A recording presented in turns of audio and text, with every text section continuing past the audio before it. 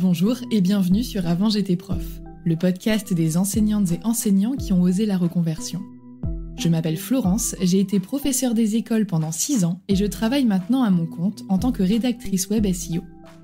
Aujourd'hui, je suis aussi épanouie dans ma vie personnelle que professionnelle. Mais je sais que ce n'est pas le cas de tout le monde et surtout, je suis bien placée pour savoir que le chemin de la reconversion peut être très long. C'est pourquoi j'ai décidé de poursuivre ce projet en enregistrant une 3e saison d'interviews pour partager avec vous les parcours aboutis de professeurs reconvertis. Dans ce 25e épisode, j'ai le plaisir d'accueillir Hugo. Il a 34 ans et il a été professeur de philosophie contractuelle pendant 6 ans avant de se reconvertir. Aujourd'hui, Hugo est développeur web et au-delà d'être une profession en pleine expansion, c'est une activité qui lui plaît profondément. Dans cet épisode, on parle du statut de contractuel, de stabilité professionnelle, d'opportunités, de salariat et de notre rythme biologique. Bonne écoute!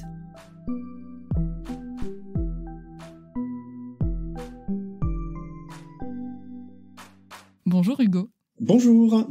Je suis très contente de te recevoir sur le podcast parce que à chaque saison, j'essaye d'avoir quelqu'un qui a un métier du web parce que ça a l'air d'être en pleine expansion et je n'ai jamais eu de développeur web. C'est ce qu'on m'a demandé le plus avec les personnes spécialisées dans l'expérience utilisateur. C'est les 2 métiers qui ont été demandés cette année. Donc j'étais très contente de te trouver toi et merci d'avoir répondu positivement à mon invitation. Écoute, de rien, ça me fait plaisir de pouvoir partager mon expérience, parce qu'effectivement c'est un métier qui est en plein boom, c'est pas pour rien si je suis tombé dedans, et j'espère que du coup mon expérience pourra profiter à d'autres. J'en suis sûre. Est-ce que pour commencer, tu veux bien te présenter s'il te plaît ? Alors, moi du coup je m'appelle Hugo, j'ai 34 ans, bientôt 35. J'ai passé un bac L à l'époque, quand il y avait encore les filières. Je me suis dirigé vers des études de philosophie à l'université de Nantes, où j'ai passé donc ma licence et ma première année de master. Cette première année de master, donc pour moi ça a été la découverte de l'univers de la recherche. C'était un univers qui m'attirait en fait jusqu'à l'époque.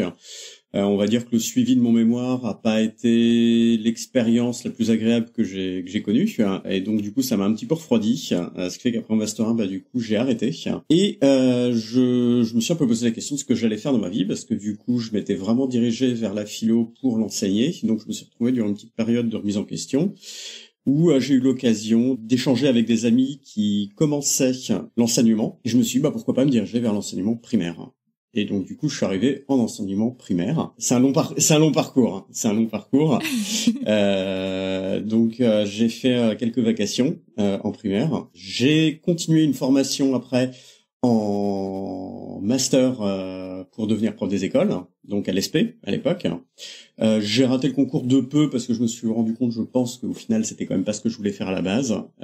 Et j'ai rebondi directement après en fait pour retomber dans l'univers de la philo qui m'intéressait, où je suis devenu en fait contractuel en philo pendant 5 ans. 5 ans au bout desquels j'ai changé d'orientation et je suis devenu développeur web pour le coup. Super. Et est-ce que l'enseignement de manière contractuelle, c'était un choix pour une quelconque raison ou pas forcément ? Non, pas du tout. J'ai été contractuel en philo parce que le CAPES de philo est assez difficile à avoir. Moi, j'embrayais en fait donc mes premières suppléances en philo juste après avoir fini l'ESP au final, parce que j'ai fini donc mon année universitaire, on va dire en juillet, puis dès septembre j'étais en poste, donc j'ai pas eu le temps de me former, j'ai pas eu le temps de préparer le concours, j'étais pas sûr en fait de vouloir véritablement faire ça, donc je me suis dit, je vais passer une première année en tant que contractuel en philo, je vais renouer avec mes études, voir si ça me plaît, etc. Et ensuite, j'essaierai d'aviser, j'essaierai de voir les formations qu'il y a, j'essaierai de voir si j'ai le temps, etc. Mais au final, j'ai jamais véritablement eu le temps de préparer le concours, parce que j'étais toujours dans la préparation des cours, dans la situation de contractuel, peut-être qu'on y reviendra, qui est pas très stable. Et donc non, j'ai plus subi qu'autre chose, bien que j'ai passé le concours plusieurs fois et que j'étais admissible. Parce que moi, j'ai jamais vraiment reçu de personnes qui ont été contractuelles sur le podcast. Souvent, c'est donc je pense qu'on appelle ça titulaire, du coup, quand t'es pas contractuel. Ouais, c'est ça, ouais. Voilà. Et comment est-ce que ça se passe pour quelqu'un qui a envie d'enseigner mais qui veut pas tout de suite s'engager, se marier à vie avec l'éducation nationale? Si on veut commencer par le côté contractuel, comment est-ce qu'on s'y prend? Comment toi t'as fait? Qui est-ce qu'on contacte? De quoi est-ce qu'on a besoin comme expérience ou comme bagage, par exemple? Alors, en fait, ça dépend si on veut être contractuel dans le privé ou dans le public. Moi, j'ai commencé quand j'étais donc mes premiers remplacements, c'était en primaire. Là, j'étais dans le privé. Et ma première année en philo, j'étais également dans le privé. Donc, quand tu veux être contractuel dans le privé, il faut passer par l'enseignement du diocèse. Il y a des sites dans toutes les académies où il y a un petit dossier à remplir. Ils répondent la plupart du temps assez rapidement. Et ils te font passer un petit entretien. Donc, ils te demandent tes diplômes, une petite lettre de motivation, t'as un petit entretien au téléphone. Ils te donnent rendez-vous là-bas, t'as un entretien, et dans le privé, il y a ce qu'ils appellent le préaccord collégial. C'est concrètement, c'est parce que tu enseignes dans le privé, donc ils te demandent pas d'être un fervent pratiquant, c'est pas véritablement le souci, c'est juste de pas avoir des propos qui soient à l'encontre des valeurs chrétiennes, en fait. Donc ils s'assurent juste de ça. Et si tu veux être contractuel, du coup, dans le public, t'as les dossiers du rectorat à télécharger sur les sites des différentes académies. Du coup, pareil, t'indiques un petit peu tes diplômes, ta motivation. Tu peux avoir un entretien téléphonique pour s'assurer que tu fais quand même bonne mesure, on va dire, et que t'es capable d'enseigner, quoi. D'accord. Et toi, tu disais justement qu'on allait y revenir, mais au niveau des conditions de travail ou peut-être de la stabilité, toi, c'est quelque chose qui t'a posé problème parce que c'est donc différent, j'imagine, de nous quand on est en poste en tant que, éducation nationale, quoi. Bah oui, alors j'avais le statut de fonctionnaire. Au final, quand t'es contractuel, t'es fonctionnaire. Hein. Mais du coup, mais dans dans des situations qui sont relativement proches, on va dire, des TZR, les titulaires de zone de remplacement, mais avec encore plus, on va dire, de précarité, dans le sens où on est vraiment prévenu au dernier moment des postes. Donc ça, c'était en fait une des raisons majeures qui m'a vraiment fait quitter le monde des contractuels. C'est que pour le coup, sur une année scolaire, donc on commence en décembre, on finit au lycée après le bac, concrètement on doit être dispo juste pour préparer les élèves pour le rattrapage, et on me prévenait la plupart du temps de mon poste dernière semaine d'août, voire début septembre, voire après la rentrée. Donc ils attendaient de voir où il manquait quelqu'un. Là, tu recevais un coup de téléphone. J'ai eu de la chance parce que je pense que mon expérience n'est pas significative de tous les contractuels, mais j'ai toujours eu des postes à l'année, donc j'ai pas eu des postes juste sur 2 mois, donc ça c'est chouette. J'ai souvent eu des postes à plein temps également, donc sur un seul établissement à plein temps à l'année. Donc vraiment j'étais plutôt vénard à ce niveau-là, on va dire. Moyennant quelques concessions. La première année, par exemple, j'ai fait un complément au CDI de mon établissement, par exemple, pour aider. D'accord, ok, sans compétences spécifiques, quoi. Voilà. De toute façon...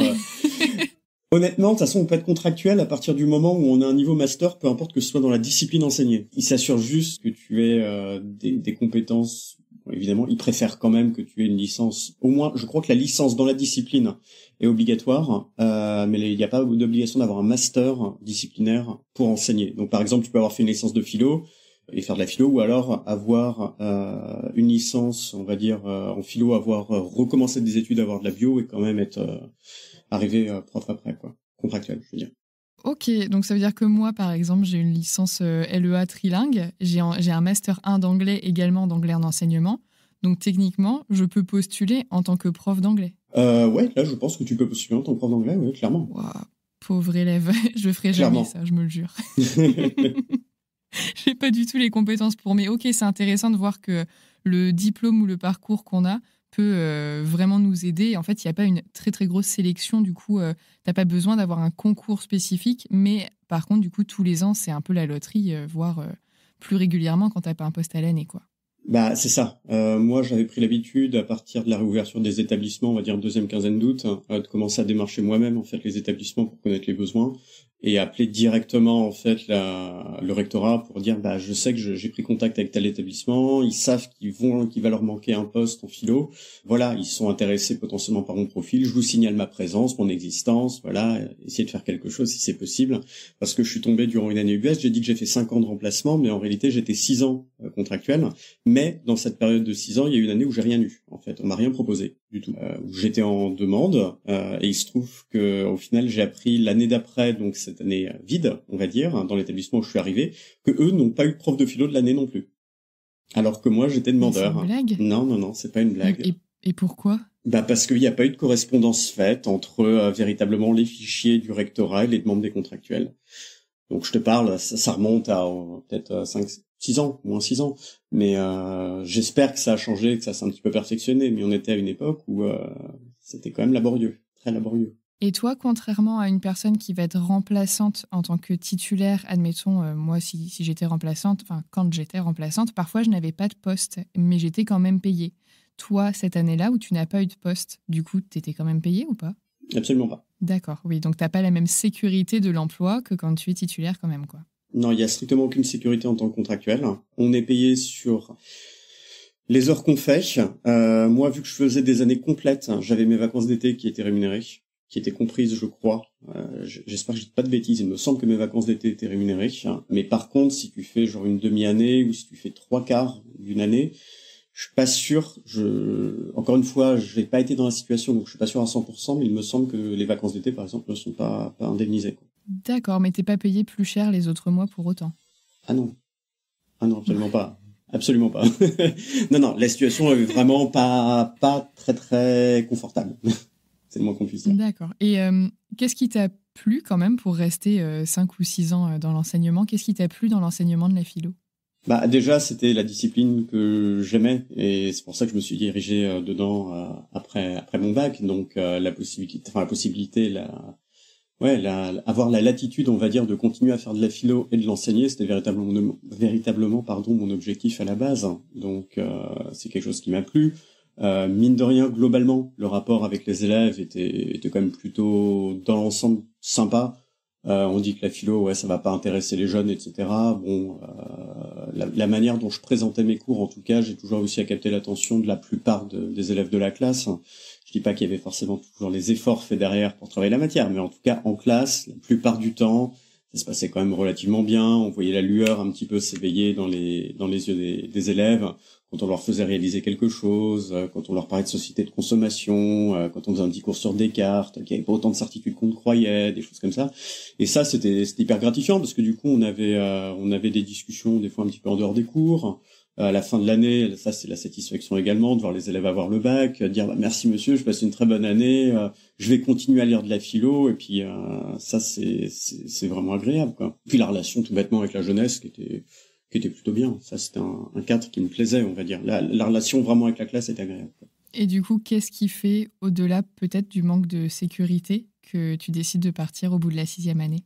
Je pense les conditions de l'enseignement. Enfin, je pense que n'importe quel enseignant va un peu retomber dans les mêmes critiques de l'éducation nationale, mais on avait des programmes quand même relativement très chargés, difficiles à réaliser dans de bonnes conditions. C'est-à-dire je trouve en philo, si tu prends pas le temps véritablement de déployer une argumentation, de mettre les élèves dans un cadre de réflexion, donc de leur faire partir de situations concrètes, et que tu vas trop vite sur l'argumentation, ça leur passe au-dessus de la tête. Il faut que chacun s'imprègne d'une situation problématique, il faut qu'ils puissent se projeter, imaginer, qu'on ait le temps d'étudier des situations, s'il y a des différences culturelles, qu'on comble un peu les lacunes culturelles des uns et des autres, pour qu'on ait un socle commun de réflexion. Et ça, quand t'as je sais plus combien de notions à étudier durant l'année, c'est un peu compliqué de tout voir en respectant le rythme naturel de l'esprit, on va dire. Parce que du coup, on met des questions avant, entre guillemets, la légitimité de se les poser. Et du coup, c'est des questions qui tombent de nulle part pour un certain nombre d'élèves et ils s'investissent pas du tout. Et un élève qui s'investit pas en classe, c'est un élève qui va pas bosser, qui va s'emmerder, qui va faire un petit peu le bazar, qui va perturber le cours. Et donc du coup, tu vas perdre du temps toi à faire la police. Tu vas prendre du retard sur ton cours, donc c'est un serpent qui se mange la queue, quoi. C'est un petit peu compliqué. Donc ça m'a un peu pesé, le côté lourd des programmes, le côté institutionnel aussi, où on doit faire 3 devoirs type bac par trimestre, pardon. C'est lourd, surtout le premier trimestre où ils découvrent une nouvelle discipline. T'as toute la méthode à mettre en place, t'as vraiment beaucoup de découvertes et moi j'ai jamais réussi à faire 3 devoirs type bac le premier trimestre, c'est impossible. Enfin, puis même, je crois pas que mes collègues y arrivaient non plus que ça. Mais moi, on va dire, vu que j'avais pas le concours, j'avais pas cette légitimité, en fait. C'est le deuxième point sur lequel je voulais venir. En tant que contractuel, n'ayant pas le concours, moi, à titre personnel, je me sentais moins légitime que d'autres collègues à être là, quoi. C'est-à-dire que naturellement, naturellement, j'ai toujours une petite tendance à me critiquer, à pas me sentir légitime dans ce que je fais. Et là, le fait de pas avoir le concours, c'était véritablement un manque de légitimité, quoi. Ok. Tu penses que ça aurait vraiment changé les choses si tu l'avais eu? Pour sûr, j'aurais pas eu le même ressenti, je pense, de mon métier d'enseignant. Je me serais moins remis en cause, j'aurais plus assumé certaines choses, mais là, ça me pesait. Ouais. Ça me pesait. Alors, je dis pas que je serais resté. De toute façon, on peut pas prédire une réalité qui ne s'est pas passée. Mais le fait de pas se sentir légitime dans ce qu'on fait, de se remettre en question, c'est quand même, ça finit par être lourd année après année, quoi. Et est-ce que c'est quelque chose que tu ressentais vis-à-vis de tes collègues? Est-ce qu'on t'a déjà fait cette remarque-là de toute façon, toi, t'as pas le concours ou de toute façon, t'es que contractuel? Alors, très peu, sauf la première année où j'y ai été dans le privé. Je sais pas s'il y a un rapport entre le privé et ce rapport-là, mais du coup, pour la petite histoire, donc du coup, j'avais une classe de terminale S. Cette classe de terminale S avait comme professeur principal une prof de lettres. Et du coup, elle a refusé que je corrige le background de ses élèves parce que du coup, elle considérait que j'étais que contractuel, que j'étais pas capable de corriger des copies, que j'avais pas d'expérience et tout. Donc heureusement, j'ai été défendu par mon super collègue philo de l'époque, qui en a rien eu à faire, qui a dit non, Hugo, j'ai vu ses corrections, il corrige le background, échange nos copies, il y a pas de souci là-dessus. Donc c'est la seule fois où on m'a fait vraiment me sentir être pas au niveau d'un enseignant, quoi. Concrètement, être plus ou moins un bouche-trou, mais c'est arrivé que la première année. Ouais, mais c'est peut-être aussi le problème, c'est que quand ça t'arrive dès la première année, en première expérience, c'est pas cool, quoi, de sa part. Non, mais j'ai envie de dire, la première année, tu prends tellement de choses entre guillemets dans les dents parce que tu débarques, t'es pas enseignant, t'es tellement débordé de partout entre les cours à faire, le rapport aux élèves que tu découvres, un bac à préparer, les rapports avec les collègues, l'administration, que t'es submergé de problèmes à droite à gauche. Un de plus, un de moins, j'ai envie de dire, ça se noie dans la messe, quoi. Ça m'a marqué parce que c'est la seule fois où ça m'est arrivé, mais ça m'a pas traumatisé à proprement parler, quoi. Et qu'est-ce que tu fais aujourd'hui alors? Et du coup, changement à 180 degrés, je suis développeur web. C'est-à-dire que donc j'ai bifurqué en novembre 2019. J'ai arrêté donc mes remplacements quasiment en début d'année puisque c'était en novembre, j'ai dû faire 2 mois où j'ai intégré une formation en fait au Mans, parce que j'habite au Mans, de développeur web qui s'était ouverte, qui était en partenariat avec donc, la Chambre du commerce et de l'industrie de notre région et le CNAM, le Conservatoire national des arts et des métiers, qui ont décidé en fait de faire une formation commune pour valoriser un petit peu les compétences numériques pour essayer de faire monter la région, on va dire, en compétences numériques. Et donc, ils ont ouvert cette école-là. Vu que le web, de toute façon, c'est un domaine qui est en plein essor en ce moment, je pense qu'ils se sont dit, on peut pas passer à côté. Donc, j'ai intégré cette formation-là. Ça a été 2 ans de formation, à peu près, en alternance. Donc, ça, c'est très important.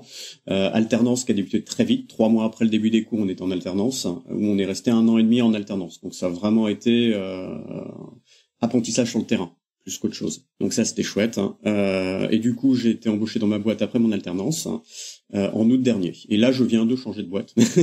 Donc du coup, depuis début juin, là, il y a un petit mois, j'ai trouvé mon 2e emploi en tant que développeur web. Ok, et je fais juste un saut dans le passé, parce que comme tu étais contractuel, ça se passe peut-être pas de la même façon que ce que j'ai l'habitude d'entendre. Pour partir, tu as dit « j'ai arrêté mes remplacements ». Est-ce que tu as dû démissionner ou faire une demande quelconque ou... Alors j'ai envie de dire, c'est peut-être le seul avantage, je pense, qu'on a à être contractuel, c'est qu'on peut dire au revoir n'importe quand, quoi. Et psychologiquement et juridiquement parlant, on doit rien à l'éducation nationale. Concrètement, moi, ma stabilité, elle m'allait pas, je l'ai dit. Donc du coup, j'ai simplement un petit peu négocié la période de transition parce que je devais passer des tests psychométriques, ce qu'ils appellent une piscine également, c'est du travail en équipe pour une sélection parmi les candidats. Et ça a dû un petit peu bouffer sur mon temps de cours. Sachant que j'étais qu'à mi-temps de toute façon sur cette dernière année, donc j'ai réussi à caser ces trucs sur des créneaux de livres. Mais voilà, non, j'ai prévenu que j'étais potentiellement en changement de métier, en phase de reconversion professionnelle. Et une fois que j'ai eu l'admission définitive dans ma formation, j'ai dit je vais partir. Et donc du coup, j'ai simplement rédigé une lettre de démission que j'ai donnée un petit peu avant, le temps qu'ils puissent eux s'organiser et trouver un remplaçant. Mais ça s'est limité à ça. Donc démission. J'insiste là-dessus, ça a été une démission. Et outre le fait que le web soit en pleine expansion en France et ailleurs d'ailleurs, Qu'est-ce qui t'a donné envie de partir vers le développement web et pas vers une autre discipline du web ? Ça va peut-être être une bonne ou une mauvaise réponse, parce qu'il y a pas, là, c'était pas un rêve d'enfance de tomber dans l'informatique. J'étais à l'aise avec les ordinateurs, je prenais plaisir à être devant un ordinateur, mais après, j'étais plus un peu le geek de base, entre guillemets. Je regardais des séries, je jouais, je téléchargeais, voilà, des choses qu'on a un peu tous fait quand on était étudiant, voilà. Et en fait, c'est vraiment le hasard. C'est totalement le hasard, parce que ma belle-mère, en fait, a vu dans le journal de notre ville un petit article sur l'ouverture de cette formation. Elle m'a dit, tiens, Hugo, toi qui aimes bien les ordinateurs, peut-être que ça te plairait. On sait que que t'es dans une situation qui te plaît pas. Donc, j'ai regardé. Il restait 3 jours pour postuler. Donc, il fallait faire une petite vidéo de 2 minutes, je crois, pour se présenter, l'envoyer, etc. Donc ça a été fait à la va-vite, rédaction d'un CV, parce que j'ai pas fait de CV depuis une éternité, j'avais pas fait d'édition de vidéo depuis une éternité aussi, donc voilà, j'ai fait ça à la va-vite. Et en fait, c'est vraiment suivre le mouvement et les occasions, en fait, qui m'ont amené ici. Et il s'est trouvé que ça m'a plu. Alors hasard ou pas, c'est pas totalement du hasard, parce que je savais que c'était un domaine qui dans l'ensemble me plaisait, j'avais des réticences à l'envisager sérieusement, parce que j'avais pour moi dans ma tête, pas un bagage scientifique, et fallait un bagage scientifique dans ma tête pour faire de l'informatique. Et 2, j'avais pas cette expérience de programmation, de développement que un certain nombre développent par eux-mêmes en parallèle des cours ou de leurs études. J'avais jamais touché à ça. Donc, mais vu qu'on était dans une formation de reconversion professionnelle, on était à peu près tous au même niveau en fait. Donc là, il n'y a pas eu de souci. Et dans ta formation justement, qu'est-ce qu'on apprend précisément et est-ce qu'on peut avoir vraiment zéro connaissance et s'en sortir quoi ? Je vais te décrire un petit peu les prérequis. Allumer un ordinateur et savoir l'éteindre, manier une souris et taper sur un clavier. Voilà. Ouvrir une page internet, ça peut être cool aussi. Non, franchement, ils reprennent les bases. Faut quand même avoir un peu l'habitude d'être sur ordi. Même si personne n'avait développé quasiment, je crois, dans notre formation, on était tous habitués à utiliser un ordinateur, éventuellement des objets connectés, à télécharger, à faire un petit peu de bidouille, mais plus ou moins légal à ce niveau-là, mais il y a véritablement pas de prérequis en termes de connaissances web à proprement parler. Donc pour dire là, on venait vraiment de contextes professionnels très différents. Moi j'étais prof de philo, j'étais collègue avec un gendarme, il y avait une coiffeuse, il y avait un ancien ambulancier, il y avait un graphiste, donc lui il était un petit peu dans le monde des ordinateurs, mais il programmait pas à proprement parler. Donc voilà, des univers extrêmement différents quoi. Du coup, c'est ça qui fait l'intérêt, je trouve, de ce genre de reconversion professionnelle, c'est qu'on est plein à avoir des compétences très différentes, des expériences complémentaires, et du coup, nous, on a tous gardé contact après, quoi. C'est qu'on s'est vraiment bien entendu, quoi. Et on était là par choix, donc on en voulait aussi un peu, quoi. Donc la formation, en fait, ça a été 3 mois de ce qu'ils appellent de préparation opérationnelle à l'emploi. Donc c'est 3 mois de cours. 3 mois de cours, là, purement et simplement.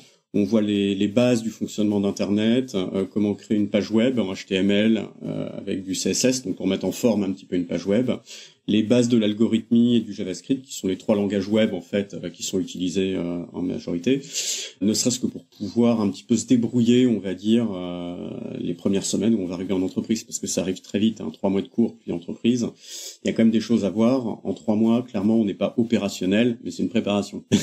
Donc en fait, l'état, c'est de donner des bases pour qu'ensuite en entreprise, on puisse commencer à apprendre par nous-mêmes, essayer d'aider du mieux qu'on peut l'entreprise au tout début, quoi. Mais le véritable apprentissage est censé se faire durant la période après l'apprentissage, où dans ma formation, était sur un rythme de à peu près 2 semaines d'apprentissage pour 1 semaine de cours. Et du coup, toi, j'imagine que ça t'a plu d'avoir un côté mise en pratique assez rapide, plutôt que de rester 1 an entier dans une classe.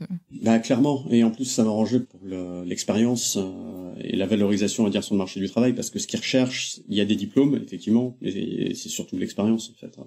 Et du coup, le fait d'avoir, dès le début, pour moi, 3 mois sur 2 ans, c'est quasiment le début, dès le début, une expérience sur le terrain, on le sait très bien quand on est prof, on est préparé théoriquement à l'UFM ou dans nos formations.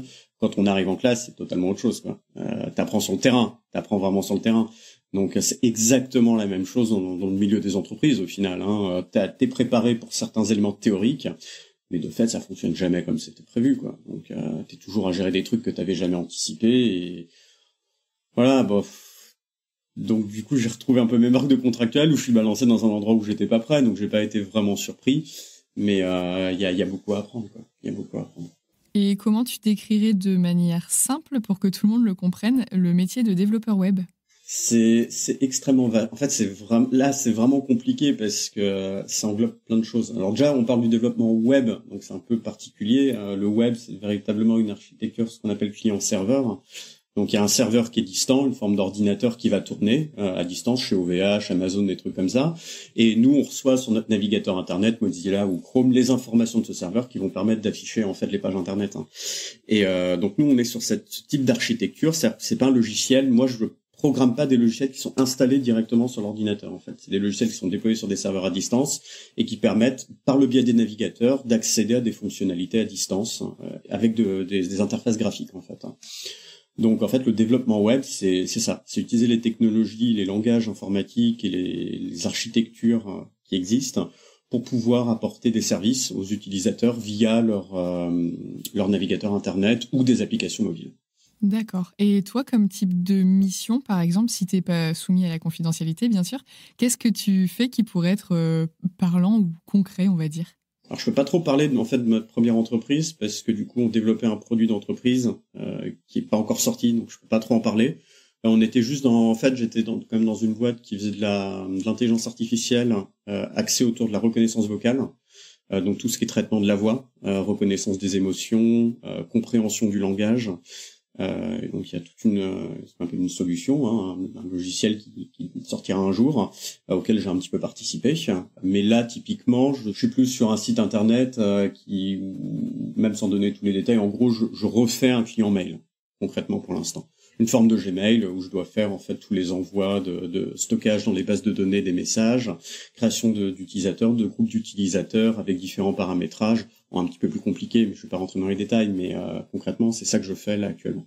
Ok, et ton type de contrat actuel, c'est un CDD ou un CDI? Alors, c'est un CDI, mais je suis en période d'essai encore. D'accord. Mais ton premier contrat que tu avais avant, c'était aussi un CDI? Bah oui, parce que j'ai été repris dans la boîte où j'étais en apprentissage, donc directement, mon patron m'a dit, on zappe la partie période d'essai, quoi. Je te prends directement. Je t'ai accompagné pendant 1 an et demi, donc voilà, c'est chouette, quoi. C'est l'avantage. Ouais. C'est fréquent ou pas de pouvoir rester employé dans l'entreprise qui vous a formé? Ça dépend des besoins de l'entreprise, en fait. Il y a des entreprises qui vont avoir un besoin pour l'apprentissage très spécifique sur une mission en particulier, ils n'auront pas de place pour toi après.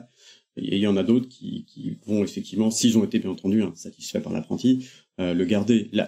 L'objectif, je pense, la démarche des entreprises, c'est de former quelqu'un et puis de les garder après, bien entendu. Parce que c'est plus rentable pour eux, parce qu'il faut bien se dire que l'entreprise, le temps qu'elle investit à te former, c'est une perte pour eux. Concrètement, tu sais pas faire grand-chose quand on arrive dans l'entreprise. Et donc ça, c'est aussi un des pièges. Et c'est quelque chose contre lequel j'aimerais bien prévenir ceux qui potentiellement voudraient faire une formation dans le web, et une formation a priori en apprentissage. C'est que les entreprises, elles ont des besoins, elles proposent des contrats d'apprentissage. La plupart du temps, elles peuvent pas t'accompagner. En fait, elles te confient une mission, mais elles t'accompagnent pas. Tu dois te former toi-même, tu dois essayer de faire les trucs toi-même. Dans le meilleur des cas, t'as du boulot. Dans le pire des cas, ils t'oublient dans le fond d'un couloir, quoi. Et ça, c'est malheureusement la réalité. C'est arrivé quand même à des collègues de promo. Donc, D'accord. Ouais, donc faut être quand même assez proactif et autonome, quoi, et motivé. Ouais, mais des fois, le problème, c'est que les RH qui recrutent les développeurs web se rendent mal compte des fois de la difficulté de ce qu'ils demandent pour un apprenti. Et il y en a qui se sont retrouvés à devoir faire des choses où clairement ils n'avaient pas les compétences, et que même moi maintenant j'aurais pas en tant que compétence, et qu'il me faudra encore 3 ans d'acquisition de compétences pour pouvoir commencer à faire le boulot. Une différence entre la réalité du terrain et la théorie, quoi. Ouais, c'est ça. On connaît ça. Ouais, mais je trouve que là dans le développement web il y a un côté très technique, on va dire, où clairement quand t'as pas les compétences tu fais rien. C'est-à-dire tu fais pas un pas, tu ne peux pas broder. Ouais. Oui, ça ne s'invente pas, quoi. Non. Et quand tu étais en formation, comme tu étais en alternance, tu étais rémunéré pendant ces 2 années? Alors oui, ça a été la raison aussi de mon départ, c'est que du coup, j'ai pas perdu d'argent, même en démissionnant, puisque l'intégralité de ma formation a été prise en charge. Et il y a eu une aide en fait du Pôle emploi pour les 3 premiers mois de préparation opérationnelle à l'emploi. Le Pôle emploi a intégralement financé les 3 premiers mois. C'est un contrat avec notre formation, et ensuite l'apprentissage, c'est le patron qui paye ta formation en fait. Il paye ton salaire, mais aussi la formation en parallèle. Ok, et c'est rémunéré à peu près à quelle hauteur un contrat d'apprentissage? Ça dépend de ton âge, parce que les contrats d'apprentissage dépendent de ton âge en fait. Je sais plus exactement les créneaux. Moi, vu que j'avais plus de 30 ans, j'étais sur un créneau un peu supérieur.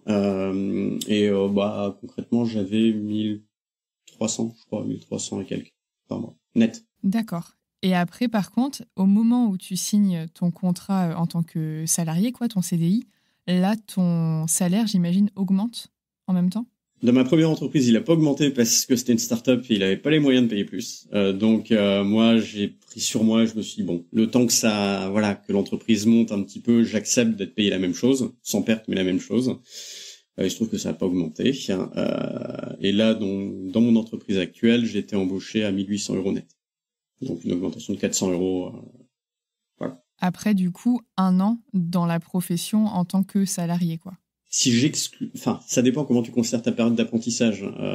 J'étais un salarié en tant qu'apprenti, mais bon, vraiment apprenant, débutant. Si je considère le début de mon CDI comme le début de mon véritable salariat, j'ai passé de novembre à fin mai, pour le coup. Donc, je peux calculer, ça fait quoi? Ça fait 8-9 mois, on va dire, d'expérience en tant que salarié qui me permettent de débuter à 1800. Et je suis payé, je sais, pas très haut. Je suis encore dans une petite entreprise, mais c'est aussi un choix. Ça, c'est un choix également d'être dans ce genre de structure. Ouais, parce que je vois, moi, du coup, mon compagnon est dev aussi. Et du coup, j'ai bien vu, on a exactement le même âge, donc on a fait nos études en même temps. On avait tous les deux un bac+5, donc moi, je suis partie dans l'enseignement et pas lui. Et très, très rapidement, lui, il a bien déplafonné les 2000 euros que moi, je n'ai jamais vus. Et effectivement, je vois que ça monte très vite. Et tu me diras si je me trompe, mais plus on se tourne vers des grandes villes, et principalement Paris, plus les salaires sont croissants, quoi. Ça explose.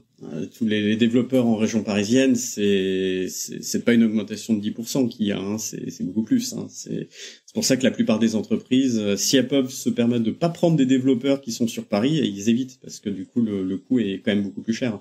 Les développeurs web indépendants, ils travaillent avec un TJM, un taux journalier moyen. En fait, quand on facture une mission, du coup, on calcule en taux journalier. Et faut savoir qu'un TJM moyen pour un développeur, je dirais que c'est aux alentours de 500-600 euros par jour. Alors avec le moyen, ça peut aller un peu en dessous quand t'es débutant, ça peut clairement exploser quand t'es sur des domaines très spécifiques. Mais ça augmente très vite. Moi, je sais que je vais dépasser les 2000 euros assez vite, mine de rien. Et je sais que certains de mes collègues qui ont été embauchés sont à plus de 2000 euros, clairement. Ça dépend des structures en fait dans lesquelles tu atterris.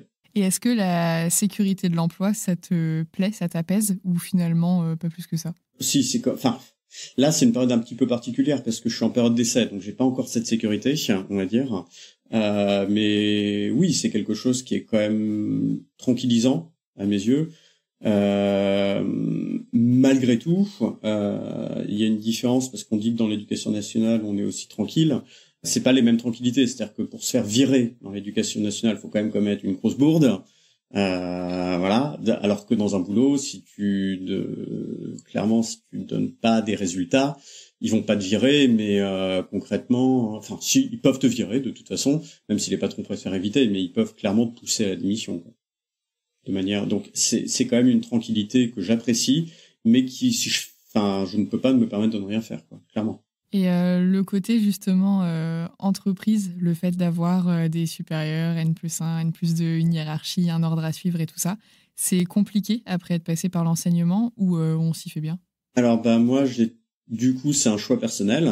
J'ai toujours été dans une petite structure. C'est-à-dire que ma première boîte où j'étais en alternance, on était 3. Donc la structure hiérarchique, j'étais pote avec mon patron, hein, clairement. Il refusait qu'on le voit, voilà. Et là actuellement, la structure est un peu plus grande, mais on est 8, quoi. 8 et on bosse dans un studio. Donc fondamentalement, le patron, il a 1 an de plus que moi. On a les mêmes centres d'intérêt. On se tutoie. Je suis pas dans une structure où on a X intermédiaires pour arriver au patron, quoi. Clairement, voilà, on est plus dans une ambiance un peu déconne, un peu tous sur un même pied d'égalité. Faut juste produire, il faut qu'on soit efficace, il faut qu'on suive quand même une certaine directive, mais c'est un cadre que je considère sain, encore sain, ouais, pour une entreprise. Donc je voulais pas atterrir directement et c'est pas quelque chose qui m'attire pour l'instant d'être dans une grande structure où on se noie dans la bureaucratie, on se noie dans la hiérarchie et dans les rapports hiérarchiques et tout, quoi. Je voulais préserver ce côté humain, quoi. Et qu'est-ce qui te plaît et qui te plaît moins dans ton nouveau métier? Je vais comparer avec l'éducation nationale pour le coup. Alors ce qui me plaît, le télétravail. En vrai, j'aime vraiment bosser de chez moi. Je trouve ça cool. Là actuellement, enfin dans mes 2 postes au final, on a plutôt été sur un mode de fonctionnement où le télétravail c'est la norme, mais on vient au bureau de temps en temps, un petit peu au choix. Donc là j'ai un planning. Concrètement, je m'inscris quand je veux pour venir sur place parce que les places sont limitées. Mais je peux ne pas venir de la semaine, je peux venir tous les jours. C'est moi qui décide. Fondamentalement, voilà. Et la conséquence de ça, c'est également que je suis très libre sur mes horaires. C'est-à-dire que moi, je suis quelqu'un qui se lève très tôt, mais je me couche tôt également. Je suis plus du matin. Mais donc, du coup, moi, quand je suis réveillé le matin, je peux travailler dès 5h, dès 6h le matin, quoi. Donc, je peux faire une partie de ma journée avant 10h, en fait, et faire une petite sieste l'après-midi. Y a pas de souci. Je suis libre du moment que le travail est fait, en fait. D'accord. Ah, t'as pas d'horaire à respecter, que tu sois en télétravail ou sur site? Alors, officiellement, j'ai un temps de 7 heures de travail par jour, ce qui doit être, c'est de faire du 9h midi, 13h 17h, quelque chose comme ça, parce qu'il faut mettre des chiffres sur le contrat, tout bêtement. Mais de fait, on m'a clairement dit, voilà, du moment que le travail est fait, voilà, et que t'es dispo pour les réunions avec les clients en visio, etc. Faut quand même être disponible sur ces créneaux-là. Mais je m'organise comme je veux au sein de ces journées-là. Et à la limite, je sais qu'il y a des collègues qui, des fois, ils prennent une journée en plein milieu de la semaine et ils bossent le samedi, par exemple. Voilà. C'est pas dérangeant. Presque comme si t'étais freelance, en fait. Ouais, c'est ça. C'est exactement ça. C'est marrant parce que mon compagnon, pareil, il est salarié et depuis qu'il y a eu le Covid, le télétravail, c'est pareil, c'est à la carte. Donc, en fait, il y a des semaines où parfois il y va jamais. Parfois, il y va tous les jours. Parfois, il y va juste l'après-midi. Enfin, c'est un peu à la cool. Et c'est vrai qu'au niveau des horaires, c'est pareil. Il doit être présent sur les horaires de réunion, forcément. Puis là, il bosse avec l'Angleterre, donc il y a le décalage horaire à prendre en compte. Mais globalement, il dit tout le temps ça. C'est un peu comme s'il était freelance dans son entreprise. Et c'est vrai que ça a l'air super confortable parce que tu as à la fois, passer ta période d'essai évidemment, mais tu as à la fois la sécurité de l'emploi, même si c'est pas la même qu'en étant fonctionnaire, et à la fois une grande liberté qui est quand même intéressante et pas négligeable au niveau de la qualité de vie, quoi.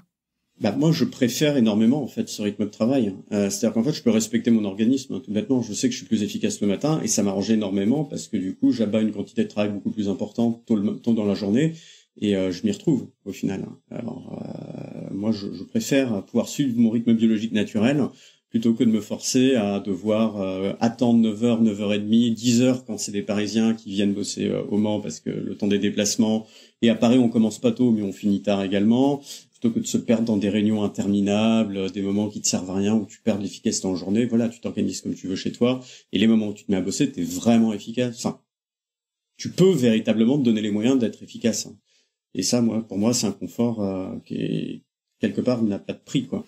Et il y a des choses qui te plaisent moins à l'inverse? Oui, concrètement, là, pour l'instant, je suis encore dans une phase que je considérerais d'apprentissage, donc je travaille beaucoup. C'est-à-dire que je fais des petites nuits, je travaille très tard le soir. Je te dis que je peux respecter mon rythme biologique, mais là, je considère que j'ai pas le luxe, entre guillemets, de le respecter encore totalement, parce qu'il faut que j'apprenne, il faut que je teste des trucs, il faut que je me fasse un nouveau langage. Je suis arrivé dans mon entreprise, je suis tombé sur un langage, ce qu'on appelle un framework, pour travailler, que je maîtrisais pas du tout, et je suis directement seul responsable du projet avec le client. Donc du coup, je dois tout faire moi-même quasiment. Donc j'ai plein de trucs à apprendre. Je suis un peu sous pression parce qu'il y a des livrables assez courts. Moi, quand je déploie en production, ça fait planter les sites internet parce que je manque encore d'expérience. Donc j'ai les retours clients qui me stressent un peu. Il y a un côté un peu stressant là-dedans, quoi, clairement. Quand tu te plantes devant les élèves en classe, bon, tu te dis, allez, là, ce cours-là, il est mal passé, mais je me rattraperai la prochaine fois. Il y a rien vraiment d'irréparable, quoi. Là, heureusement, je suis pas dans des situations où je peux vraiment faire des dégâts pour l'instant, mais il faut quand même que je fasse attention, quoi. J'ai quand même une certaine forme de pression qui, je pense, est plus forte, on va dire, que dans l'éducation nationale. À court terme, on va dire. Après, c'est une pression qui est différente également. C'est-à-dire que je dis que c'est quelque chose qui me plaît moins. Mais de manière globale, je vais pas insister là-dessus dans les points positifs, mais je vais quand même me permettre de faire un retour sur un point positif, c'est que j'ai moins de pression, de charge mentale, en fait, avec ce travail-là, que dans l'éducation nationale. Au final, quand on est prof, on gère de l'humain derrière. Et on a toujours un sentiment, enfin moi, à titre personnel, j'avais quand même un sentiment de culpabilité quand je disais, mon cours était pas terrible. Là, c'est pas passé, les gamins, ils se sont un peu emmerdés durant mon cours. Des fois, tu te rends compte, merde, j'étais un peu vite sur ce point-là, mince, est-ce que j'ai pas dit une bêtise? Ça peut arriver, fin de journée, t'as 8 heures de course pour que t'aies une grosse journée. La dernière heure de la journée, elle est un peu difficile quand même, hein. Donc, du coup, moi, ça m'est arrivé en tant que prof. À un moment donné, j'ai vraiment raconté une grosse bêtise durant un exemple en fin de journée, donc je me suis corrigé le lendemain. Ça n'a pas été grave, les élèves vont rigoler. Ils m'ont dit, en fait, pas monsieur, nous on était dans le même état que vous, on n'a même pas percuté. Donc, bon, tant mieux. Donc il y a un côté humain qui est chouette. Là, on est dans un monde d'entreprise où il y a quand même c'est de l'argent et les gens sont moins tolérants quand c'est de l'argent qui est en compte, quoi. Donc l'erreur, elle est moins bien vue, quoi, on va dire. Mais j'ai la chance d'être bien encadré, d'être dans une entreprise qui me soutient à ce niveau-là, et on est là pour apprendre, et ils sont plus dans cette dynamique-là. Donc j'ai mon patron qui fait comme tampon entre le client et moi. Et c'est chouette. Et au niveau des vacances, t'es sur, souvent j'entends 28 jours ou 5 semaines. Comment ça se passe pour toi? Est-ce qu'il y a des congés plus des RTT, plus d'autres choses que je connais pas? Bah alors, quand t'es dans le monde de l'entreprise, tu cumules à peu près 2 jours et demi par mois de vacances. Donc après, je suis assez libre de les prendre quand je veux. Je peux même les prendre un tout petit peu en anticipant pour les vacances d'été. Ça fait pas énormément de vacances. J'ai pas de RTT dans mon entreprise actuelle. C'est une trop petite structure pour pouvoir mettre en place, je suppose, des RTT. J'ai pas de ticket resto, j'ai pas trop d'avantages autour, mais donc du coup là je sais que cet été, par exemple là je vais partir en Bretagne dans pas longtemps, mais je pars en Bretagne en télétravail, c'est-à-dire que je pose juste mon jour de congé pour le déplacement, mais je vais bosser en journée puis je profiterai de la plage le soir, quoi, ou le week-end. Mais les vacances, non, on en a moins, on va dire, que dans l'éducation nationale. Après on peut aussi se permettre de faire un vrai break durant les vacances, c'est-à-dire que moi en tant que prof, sur 2 semaines de vacances, j'en prenais une, mais la deuxième, enfin, l'équivalent d'une semaine, c'était le temps de se défaire, on va dire, du rythme de la période, et puis le temps de s'y remettre, de s'en remettre aux copies, repréparer les cours et tout. Donc on sait très bien que quand on est prof, 2 semaines de vacances, c'est pas 2 semaines à rien faire, quoi. Enfin, ou c'est rare. Des fois on arrive à se ménager ça, mais c'est quand même relativement rare dans l'année d'arriver à 2 semaines tranquilles, de tranquillité d'esprit. Là, si jamais à un moment donné je me prends 2 semaines, je peux me permettre de déconnecter 2 semaines en pensant à rien, quoi. Et ça, c'est chouette. Et pour le coup, 2 semaines, quand tu déconnectes vraiment, mais même une, ça te paraît mais très très très long. T'as l'impression d'avoir pris un mois de vacances, quoi. C'est très très agréable pour le coup. Ah mais totalement, en fait, c'est vraiment ce break que j'apprécie de pouvoir faire, en fait. Je pouvais me permettre de le prendre dans mon ancien travail, dans mon premier contrat, on va dire, parce que du coup j'étais un peu installé et j'avais moins de choses à apprendre que maintenant, et je sais que je pourrais le faire, je pense, aussi à l'avenir. Mais j'avais pas ça dans l'enseignement, en fait, et je l'avais pas non plus en tant que contractuel, parce qu'à chaque fois je me demandais les vacances d'été. Voilà, moi mes vacances d'été, j'avais 2 semaines, 3 semaines. En fait, juillet ça allait. Début août, je me disais merde, dans 2 semaines, faut que je recommence à chercher un poste. Ça commence à me retravailler. Puis mi-août, je recommençais sérieusement à chercher, même si je travaillais pas, mais c'était de la pression mentale pour moi, quoi. Oui, ça, puis t'as l'incertitude de où est-ce que tu vas être, sur quel niveau, dans quelle équipe, etc. Je compatis pleinement. Et quand tu étais contractuel, je crois que je t'ai pas posé la question tout à l'heure, mais le salaire, est-ce que c'est basé sur les mêmes grilles que nous avions dans l'éducation nationale en tant que titulaire? Est-ce qu'il y a tous les ans, là, ou tous les 3 ans, ou toutes les inspections, ça monte? Ou est-ce que c'est tout le temps le même prix, même après 20 ans en tant que contractuel? Alors, ce sont pas les mêmes grilles de rémunération, clairement. Après, ça change. Je sais que les grilles de rémunération de contractuels, je sais pas pour les titulaires c'est pareil, mais ça change d'académie en académie. Je l'ai pas payé pareil dans l'académie d'Orléans-Tours que dans l'académie de Nantes, par exemple.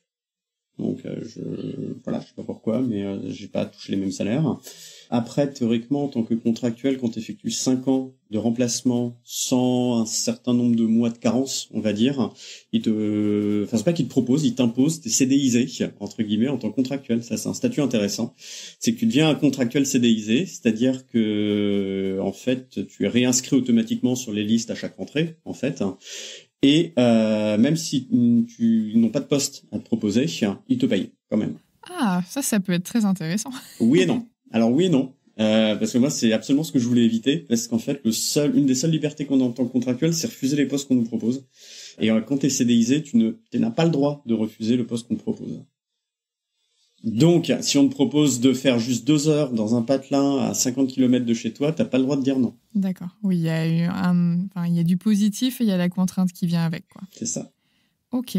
Et tu travaillais combien d'heures par semaine? C'était peut-être variable, remarque, selon tes contrats? En tant que contractuel, j'avais des temps pleins, donc j'étais à peu près à 18 heures. En fonction des années, des fois j'avais 1 heure sup. J'aurais été à 18-19 heures, quoi. Tu n'as pas de regret d'avoir fait cette reconversion? Le moment où je suis parti, j'étais un peu la tête dans le guidon, donc je me suis dit, je savais que j'en avais marre, j'ai pas trop réfléchi, j'ai quitté avec une petite appréhension, et je peux dire maintenant, après 2 ans, j'ai 0 regret, en fait. Il y a pas un instant où j'ai regretté, en fait. Alors que je considérais que c'était vraiment une vocation. Mais j'ai pas de regrets. Vraiment, j'ai des bons souvenirs en tant que prof, mais je me verrais pas là maintenant tout de suite refaire ce métier-là, quoi. Est-ce que tu vois des similitudes? Attention, c'est question philosophique pour un ancien prof de philo. Est-ce que tu trouves des similitudes entre le développement et la philosophie? Oui, oui, clairement. J'ai un bon ami qui est prof d'informatique et qui m'a dit en fait la matière scolaire, on va dire la plus proche de l'informatique, c'est la philo. En fait, étonnamment, parce qu'en fait, on est en philo beaucoup dans de la construction conceptuelle, dans l'agencement de concepts, d'implications, de choses comme ça. De théorie des ensembles, et en fait on retrouve beaucoup ça en architecture informatique. Et moi j'ai une formation dans l'université de Nantes un peu axée autour de la logique en fait et de l'épistémologie, donc philosophie des sciences, et en fait c'est un petit peu ça aussi qui m'a permis de me trouver mes contrats d'apprentissage et puis mes postes, c'est que du coup j'ai des compétences, on les travaille tous, mais voilà, j'ai une formation à la base en logique, et on utilise que de la logique en fait en informatique. Donc du coup, en fait, oui, je retrouve beaucoup au niveau de la rigueur des raisonnements et qu'il faut mettre en place, d'éléments que j'ai travaillé durant mes études et avec les élèves et que je peux un petit peu mettre à profit, on va dire maintenant, en tant qu'informaticien, quoi. Alors c'est pas la même chose, c'est pas voilà, je fais du copier-coller, mais j'ai a priori quelques facilités, on va dire, comparé à des personnes qui n'auraient pas eu ce type de formation-là. Mon avis, je veux dire, il est véritablement relatif à mon expérience. Je pense qu'il y a des personnes mieux placées que moi, qui ont plus d'expérience, qui donneraient un avis plus éclairé. Mais la philo, c'est une matière qui est beaucoup plus scientifique que littéraire au final. Certes, c'est socio-littéraire parce qu'on a encore cette image qu'on faisait ça dans la filière littéraire, qu'on avait 8 heures. Du coup, on associait gros volume horaire à matière littéraire pour le coup, alors qu'au final, c'est pas du tout ça. Enfin, il y a une rigueur de pensée qui est nécessaire à mettre en œuvre, qui est au final qu'on retrouve beaucoup plus chez les scientifiques que chez les littéraires. Moi, mes élèves scientifiques étaient très bons. Ils avaient plus de difficultés à avoir des mauvaises notes en fait, parce qu'ils avaient un esprit formaté au raisonnement de manière globale. Et oui, il y en a qui foutaient rien, qui avaient pas de culture ou qui ne faisaient pas en sorte, en tout cas, d'en acquérir une, qui faisaient pas d'efforts, mais qui étaient la plupart du temps ceux qui étaient pas bons en philo, en S. C'était des personnes qui n'étaient pas non plus bonnes dans les matières scientifiques, qui avaient plus de difficultés à mettre en place des raisonnements et en SVT ou en physique, par exemple. Et je retrouvais un petit peu ces lacunes en fait en philo. Et à contrario, des élèves qui sont des très bons littéraires n'ont pas forcément une rigueur pour mener à bien un raisonnement derrière.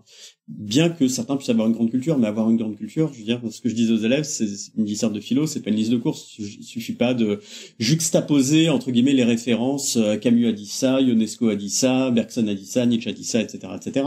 C'est que nous, ce qu'on voulait, c'était un raisonnement construit, donc avec des implications, avec une réflexion conceptuelle et argumentée derrière, et un certain nombre, au final, avait quand même plus de mal, en elle, à produire un bon raisonnement comparé aux scientifiques. Donc oui, je considère que la philo est une matière plus scientifique, au final. Et l'informatique, à contrario, bon, après, ça dépend des domaines de l'informatique, parce que clairement, quand tu es dans la progression d'algorithmes, là, il te faut plus que des bases, clairement, en sciences. Mais je dirais pas que c'est littéraire, l'informatique non plus, mais on a vraiment un côté logique que moi, j'ai retrouvé... ça reste des langages, en fait, de programmation. C'est exactement ça. En fait, un ordinateur, ça fait peur parce qu'on a l'impression que c'est super compliqué, mais en fait, un ordinateur, c'est bête. Ça n'effectue que des instructions extrêmement basiques. Et ces instructions basiques, entre guillemets, qui sont à la base de programmer, transposer, on va dire, sur les microprocesseurs de nos ordinateurs, en fait. Du coup, moi, j'ai vu ces opérations logiques de base dans mon cursus en philo, quoi. Est-ce que tu saurais compléter la phrase « Avant j'étais prof, aujourd'hui je suis ». Alors, avant j'étais prof, aujourd'hui je suis épanoui. Tu sais, ce qui est génial, c'est que ça fait 3 interviews consécutives que j'ai la même réponse. Donc Ah bon ? Je me dis vraiment, vous avez tous bien fait de vous reconvertir. Ah ouais, non mais clairement, je dirais pas que mon quotidien est parfait, il y a des problèmes, il y a du stress. En ce moment, j'ai pas mal de stress pour le boulot, mais c'est un peu ce que je voulais dire, c'est que c'est pas la même charge mentale en fait. J'ai un stress mais qui est plus physique, on va dire, mais pas mental. Je fais des bonnes nuits, concrètement, j'arrive à décrocher de ma journée. Voilà, ça se passe bien. J'ai pas ce ressenti de remise en cause que j'avais véritablement en tant que prof, quoi.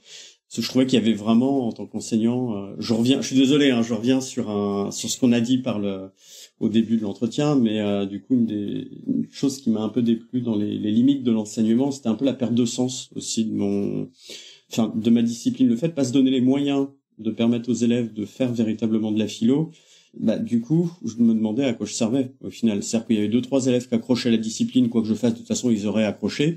Donc ça, tant mieux pour eux. Mais les autres, c'était un petit peu dommage, hein. C'est-à-dire que les élèves, ils se mettaient à être plus préoccupés par avoir Parcoursup, leurs vœux sur Parcoursup, qu'au final, à avoir véritablement leur bac ou des bonnes notes, quoi. La première partie de l'année, la découverte de la philo, la plupart du temps, la classe était ravie. Super, trop bien, on découvre la philo, c'est trop cool et tout. Premier devoir, ah merde, on se rend compte qu'il faut bosser et être rigoureux. Donc là, j'en perdais la moitié. Et plus l'année passait, plus je disais, mais merde, là, il faut que je révise, il faut que j'ai des bonnes notes. Ce qui compte, c'est mon dossier scolaire. Donc ils étaient de plus en plus un petit peu, je dis pas procéduriers, mais ils suivaient l'avancée du programme. Ils comparaient avec leurs collègues, combien on a fait de devoirs, combien à côté ils en ont fait, etc. Et c'était un peu du tracking, on va dire, voilà, fallait cocher des cases. Et si on les cochait pas, ils comprenaient pas qu'on puisse éventuellement sauter enfin ne pas respecter l'ordre du manuel par exemple et vouloir voir le programme un petit peu selon un autre angle alors qu'on a cette liberté là. Et il est même dit en fait dans notre de par nos inspecteurs qu'il est même pas obligatoire de voir toutes les notions au programme en fait pour traiter le bac, hein. Concrètement, l'idée c'est de croiser les notions en cours. Donc même si ton cours il porte je sais pas sur la notion de liberté, tu vas traiter la notion de conscience, admettons la notion de science à un moment donné, et t'es pas obligé de faire un cours entier sur la notion de science. Mais les élèves, ils ont pas ce recul-là, et donc du coup, moi je sais que je la remarque plusieurs fois, monsieur, dans la classe d'à côté, ils ont fait tel chapitre, mais on l'a pas fait, quand est-ce qu'on le fera? Et je leur disais, bah écoutez, on l'a déjà vu par le biais de tel chapitre et tel chapitre, donc moi je vais pas y consacrer un chapitre entier, clairement. C'est quelque chose qu'on va croiser, et ça les élèves avaient du mal à le comprendre. Donc il y avait une remise en question, on va dire, de la pertinence de l'enseignant qui était un petit peu lourde à subir, et puis bah du coup des critiques des parents ou des remarques des parents également éventuellement aux réunions parents-prof, hein, c'est bizarre que machin, même si la plupart du temps ça se passait bien, attention, hein. Mais voilà, de temps en temps j'avais ça et c'était quelque chose qui me déplaisait un petit peu, quoi. Oui, c'est qu'en fait tout, je pense, pour les élèves, et bah moi c'était pareil hein, quand j'étais en études, en fait tu n'apprends pas du tout par plaisir, mais tu apprends pour avoir une bonne note, pour avoir ton diplôme, parce que c'est ce qu'on te demande d'avoir en fait. Donc t'es plus du tout dans l'instant présent, en train de vraiment apprendre quelque chose pour toi. Tu apprends pour cocher la bonne case, comme tu dis, ce qu'on t'a demandé de cocher, quoi.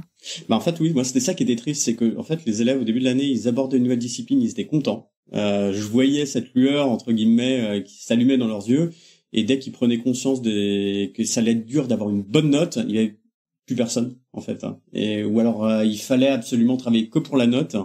Donc du coup on était dans je recrache mon cours, c'est pas ce qu'on demande à proprement parler en philo. Ou alors j'abandonne parce que j'y arriverai pas, ou alors parce que même si on lutte, tous les profs je pense en philo luttent contre ça, le mythe de la philo au bac c'est la loterie, ça dépend beaucoup du correcteur. Ah monsieur, moi je connais quelqu'un au bac au sujet qu'est-ce que le courage, il a répondu c'est ça et c'est tout, et il a eu 20. Oui, maintenant, mon gars, t'auras 0,5 comme tout le monde, juste pour la présence, et puis c'est tout, hein, voilà. Je crois que c'est une anecdote qui doit avoir 50 ans, celle-là. Ah bah oui, c'est pas le cas, et pourtant, c'est quelque chose qui, effectivement, est assez présent dans l'imaginaire des élèves, et qu'on essaie de réduire un maximum lors des comités d'harmonisation des copies au bac, quoi.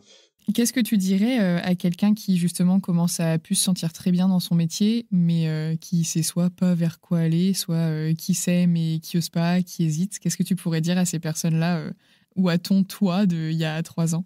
Quand on sait pas quoi faire, c'est, je pense, un petit peu plus compliqué. Quand on a une idée, c'est tout de suite un petit peu plus simple. Dans l'ensemble, par rapport à mon parcours, je dirais ne pas hésiter à quitter l'éducation nationale parce qu'il y a une vie en dehors. Clairement. Je pense que le fait que j'étais contractuel, j'avais pas la stabilité qu'a un titulaire, mais je pense que cette stabilité-là, ça finit par devenir une forme de prison aussi. J'entendais plein de profs qui disaient, si j'avais pas mon emprunt pour la maison, ou si j'avais pas les études de mon fils à payer, je quitterais mon poste et tout. On s'habitue à cette forme de sécurité, et puis c'est agréable, je veux dire, au niveau de la tranquillité d'esprit, de se dire je vais pas me préoccuper l'année prochaine, je sais que j'ai un poste.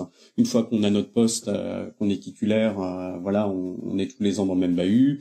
Il y a ce confort-là, mais j'ai envie de dire, ce confort-là, en tant qu'être humain, je pense que l'être humain aspire à autre chose, ou en tout cas une bonne partie des gens aspirent à autre chose qu'être simplement dans la sécurité, quoi. Et c'est une critique que fait Nietzsche à la société, hein. Au final, c'est qu'on est devenu dans une société qui va assurer la sécurité au détriment de la liberté, et la liberté, c'est prendre des risques aussi. C'est clairement entamer des démarches en sachant pas ce qui va devenir. Alors oui, peut-être que si vous quittez l'éducation nationale, vous ne trouverez pas tout de suite. Peut-être que vous allez avoir 1 an de galère, peut-être 2 ans de galère, c'est possible. Mais c'est durant ces épreuves-là également qu'on finit par savoir un petit peu mieux ce qu'on veut faire, ce qu'on veut pas faire. Et au final, je dirais que c'est plus ça la vie que la stabilité, la pseudo-stabilité, on va dire, du métier d'enseignant, quoi.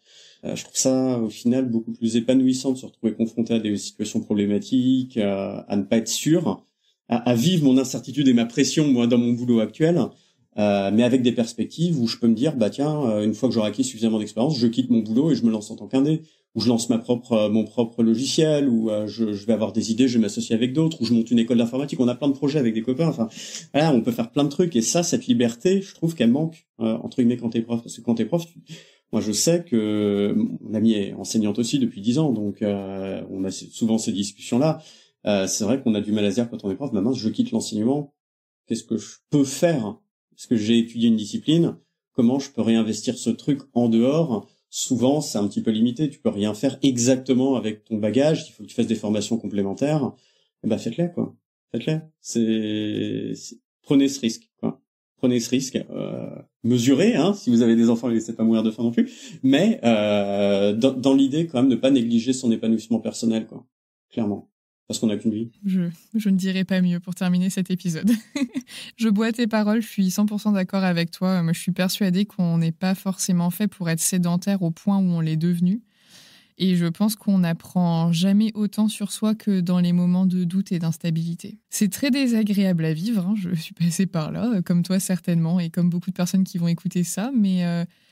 Même si c'est pas agréable à vivre sur le moment, je trouve qu'on gagne beaucoup pour la suite. Et je pense qu'on gagne des années de réflexion sur notre vie et sur nos choix, en fait. C'est tellement plus formateur rapidement que de continuer à hésiter pendant 5 ans, 10 ans, voilà. Mais après, voilà, comme tu dis, il faut pas non plus laisser mourir ses enfants de faim. C'est important de bien manger. Exactement. Mais écoute Hugo, je te remercie beaucoup d'avoir accepté mon invitation au pied levé. Et je suis vraiment contente parce que donc j'avais lu ton premier témoignage qui datait de 2020 sur la page Facebook des profs qui veulent changer de métier. Et je suis très contente du coup de voir que 2 ans après, ton parcours continue dans la même voie, que tu en es satisfait et que ton ressenti continue d'aller dans le même sens également. Donc voilà, merci d'avoir partagé tout ça. Merci à toi.